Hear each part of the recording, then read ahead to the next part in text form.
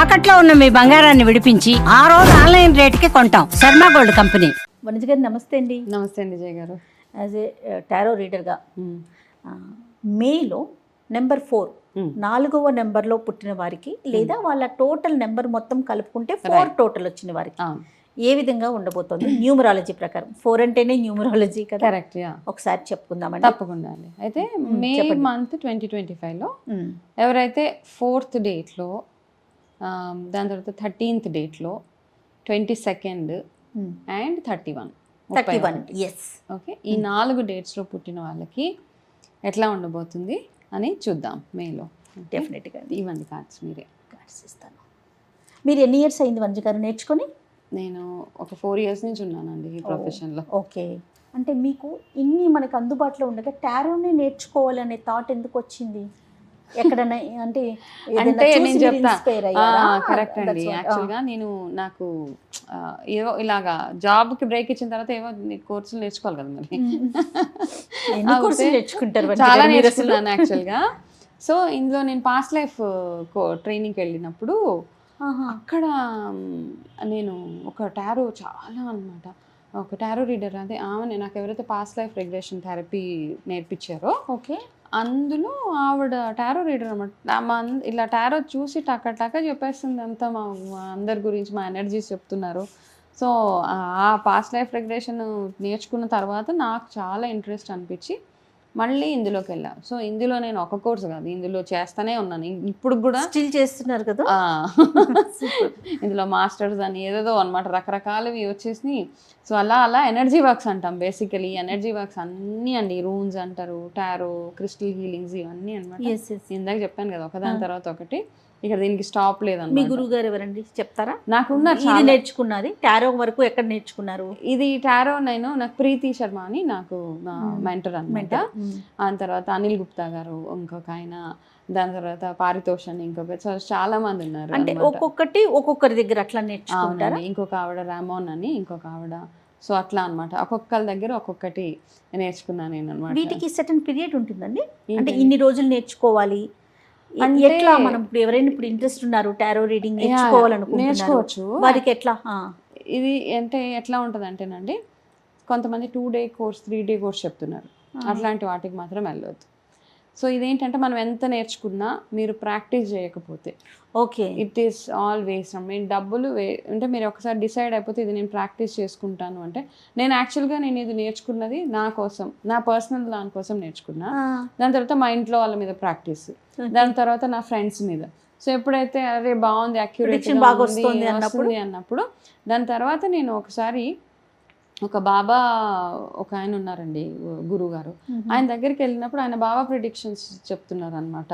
అప్పుడు నాకు బాబా ప్రిడిక్షన్స్ మీద చాలా కనెక్ట్ అయ్యాను.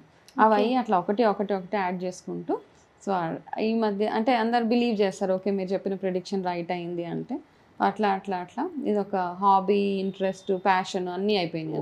ఒక టైప్ ఆఫ్ కార్డ్స్ అంటే కొన్ని ఇవి నేర్చుకోవాలంటే సుమారుగా ఎన్ని రోజులు పడుతుంది మంచి గారు? ఇది యాక్చువల్గా అంటే రోజుకి 1 hour పెట్టుకుంటే 21 days అట్లా ఫస్ట్ నేర్చుకోవాలి. అంటే ఫస్ట్ ఆఫ్ ఆల్ ఏంటంటే, అన్నిటికంటే ఇంపార్టెంట్ ఏంటంటే, ఇప్పుడు మీరు ఈ కార్డ్ చూసారండి, మీకు ఈ కార్డు గుర్తుంటుందా? మీకు కార్డు మీనింగ్ అర్థం చేసుకోవాలి మనం ఫస్ట్ ఆఫ్ ఆల్, అది రిజిస్టర్ అయిపోవాలి. అంతగా మనం డెడికేటెడ్గా వర్క్ చేయాలి. మెమరీ అవన్నీ అన్నిటి మీద వర్క్ చేయాలన్నమాట. క్లీన్ మైండ్, మెమరీ, మీరు చెప్పే ప్రెడిక్షన్స్ రైట్ అవ్వాలి, మీ మైండ్ క్లీన్గా ఉంచుకోవాలి, మీ అట్మాస్ఫియర్ ఇవన్నీ ఉంటాయండి. సో అట్లా అనమాట. చూద్దాం, వెరీ ఇంట్రెస్టింగ్ యాక్చువల్గా. ఎవరికైనా అనిపిస్తే మనం we can work on it. ఎవరికైనా అంటే డౌట్ ఉండి జాయిన్ అవ్వాలనుకోండి, మనం కింద నెంబర్ ఇస్తాం కదా, మీ నెంబర్, దానికి కాల్ చేస్తే మీరు సజెస్ట్ చేస్తాను. సూపర్. సో 4కి వెళ్దామండి. నెంబర్ 4. సో నెంబర్ 4 వాళ్ళు జనరల్గా ఏంటంటే వాళ్ళు చాలా షార్ప్గా ఉంటారండి, చాలా యాక్టివ్గా ఉంటారు అనమాట. ఇక్కడ ఒకటి చూసుకోవాల్సింది ఏంటంటే, వీళ్ళ రూలింగ్ గ్రహ ఏదైతే ఉందో రాహు అనమాట. 2 ఎక్స్ట్రీమ్స్ ఉంటాయి. అయితే సూపర్ సక్సెస్ఫుల్గా ఉంటారు, లేదా మొత్తం డౌన్ ఉంటారు. వీళ్ళ దగ్గర ఉన్నది ఏంటంటే, ఏదైనా ఒక అడిక్షన్ అయిపోయింది అనుకోండి, దేనికి అడిక్ట్ అవ్వకుండా చూసుకోండి, చెడు వ్యసనాలకు అడిక్ట్ అవ్వకుండా చూసుకోవాలి వీళ్ళు. ఫస్ట్ అండ్ ఫార్మోస్ట్ థింగ్, మీరు ఏది చేస్తే దాన్నే పట్టుకుంటారు అనమాట. దాని మీద ఇంకా నెక్స్ట్ స్టెప్ అట్లా చూస్తూ ఉంటారు. కాబట్టి చెడు వ్యసనాలకు ఎటువైపుకి కూడా వెళ్ళొద్దు అసలు. ఎవరో వస్తారు, పర్వాలేదు ఒక స్మోక్ చేయొచ్చు, ఒక సిగరెట్ తాగొచ్చు ఒక రోజు, ఒక డ్రింక్, ఇట్లాంటి వాటికి మాత్రం ప్లీజ్ డోంట్ గో. ఇది నా సిన్సియర్ సజెషన్ అనమాట. సో నెంబర్ 4 వాళ్ళ రూల్డ్ బై రాహు. సో వాళ్ళకి ఏంటంటే, ఒకటి మీకు మంత్ ఆఫ్ మే మీరు ఎంత హానెస్ట్గా ఉంటే, ఎంత నిజాయితీగా ఉంటే మీకు అన్ని స్టార్స్ అంతా ఫేవరబుల్గా ఉంటాయి అన్నమాట. సో గవర్నమెంట్ ఎంప్లాయీస్కి ఎస్పెషల్లీ మీరు బ్రైబ్, లంచాలు అవి తీసుకునే ప్రాసెస్ ఏదైనా మైండ్లో ఉంటే ఈ మంత్ అవాయిడ్ చేసేసి, ఈ పని అవ్వాలంటే ఇంత ఇవ్వండి, ఈసారి మీకు ప్రాబ్లం ఉంటుంది. కాబట్టి గవర్నమెంట్ జాబ్స్ చేసే వాళ్ళు కొంచెం రిస్కీ మంత్ అన్నమాట మే. సో కేర్ఫుల్గా ఉండండి. ఎవరైనా కానివ్వండి, ఎవరైనా అంటే మీరు ఒక పని కంప్లీట్ చేయించడానికి ఎవరి దగ్గర నుంచి ఎన్నో తీసుకుని, సో ప్లీజ్ అవాయిడ్. అది వాళ్ళకి ఫస్ట్ సజెషన్ అనమాట. అయితే ఇంకొక కార్డ్ ఏం సజెస్ట్ చేస్తుందంటే, మీరు ఎవరెవరినైతే మీ చైల్డ్హుడ్ ఫ్రెండ్స్ని వాళ్ళని వీళ్ళని చాలా ఇగ్నోర్ చేసేసి వదిలేశారో, ఒక్కసారి ఒక రీయూనియన్ లాగా ప్లాన్ చేసుకుంటే, మీ ఆ రీయూనియన్ అయిన తర్వాత మీకు అవకాశాలు చాలా చాలా కలుగుతాయి.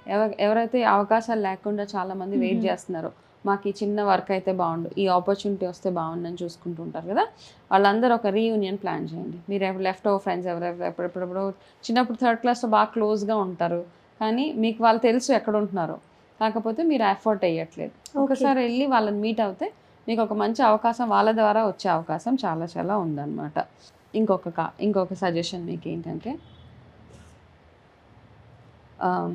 మీలో మీ దగ్గర ఉన్న పెద్దవాళ్ళ మీద కొంచెం ఫోకస్ అవసరం ఇప్పుడు. అంటే ఫర్ ఎగ్జాంపుల్ పేరెంట్స్ని జాగ్రత్తగా చూసుకోమంటున్నారు. పేరెంట్స్ మీద, ఎందుకంటే తండ్రి ఎట్లా తిట్టినా చేసినా నో ప్రాబ్లం.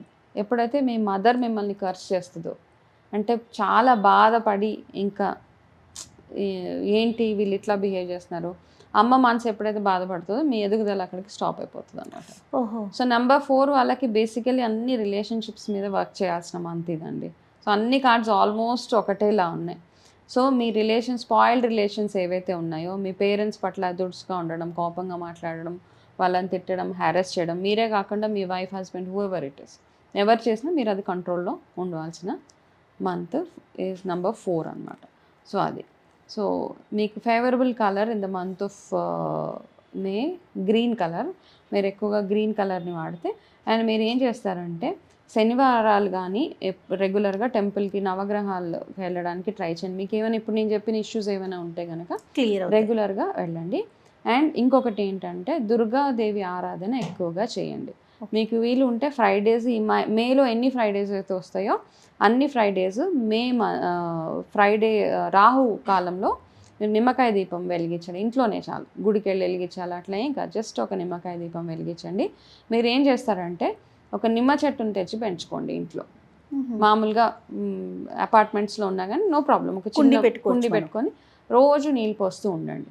శుక్రవారాలు వీలైతే మీరు కొంచెం బొట్టు, పసుపు, కుంకుమ అట్లా పెట్టేసి, డివైన్ అంటే మనం ఎలాగైతే తులసి అవన్నిటిని ఎలాగ చూసుకుంటామో మీరు ఈ ఒక్క పని చేయండి. మీకు లైఫ్లో ఉన్న హర్డల్స్ ఏవైతే ఉంటాయో అవన్నీ తొలగిపోతాయి.